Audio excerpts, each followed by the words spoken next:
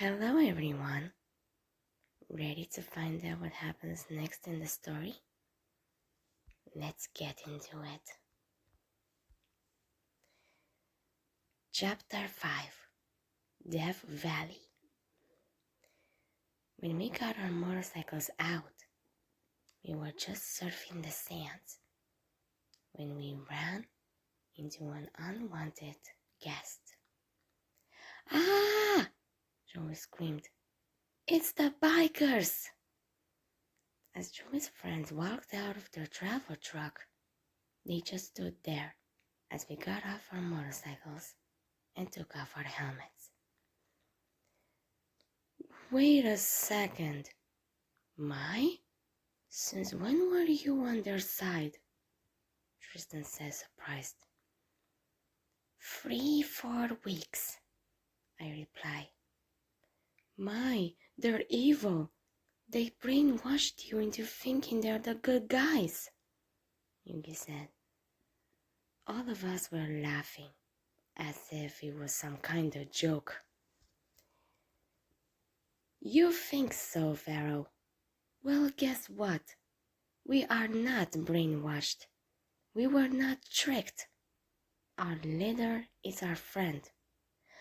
Oh, and by the way, Mai has actually joined us when Sky was 14, Valen said. Mai stood by next to Alistair, not joining her old play group. You mean Mai has been acting like our friend when she's actually your friend? Joey yelled. You mean Mai has been acting like our friend when she's actually your friend? Joey yelled. Why don't you just shut your mouth and listen next? Mai paused. My watch was beeping, letting us know that our free time was over. Thanks a lot, Weller. You just wasted our free time. Good riddance, I said. We put on our helmets and turned on our engines and drove away. They could be our ticket to their lair, Doug Devlin said. Well, step on it, Joey yelled. As the truck was behind us, we used our radio to communicate. Let's split up. We know our way around Death Valley, I said to my friends. They all nodded and split it up. Valen and me took the way to our lair, and Mai and Raphael to the opposite way of our lair. Duke had to choose a direction quick, and chose the path with Valen and me on it. Looks like Lady Luck's not on our side today, Valen said, as we all regrouped. Oh yeah, I chose the right way. High five, people, Duke said, taking his eye off the road. I have an idea, I said, driving backwards while holding my Orichalcos ring in the air. With this fragment of the Orichalcos, I summon thee, I yelled as the Orichalcos soldiers were summoned. That should buy us some time, I said, as Yugi had to fight them off, and we were making our getaway. Chapter 6, Uncontrollable. Looks like we made our getaway, I said, feeling a slight surge flow through my body. Do you sense this? I asked. In fact, I do, my friends said in unison. I never felt such a surge of power. Let's hope I can control this power, I said worriedly.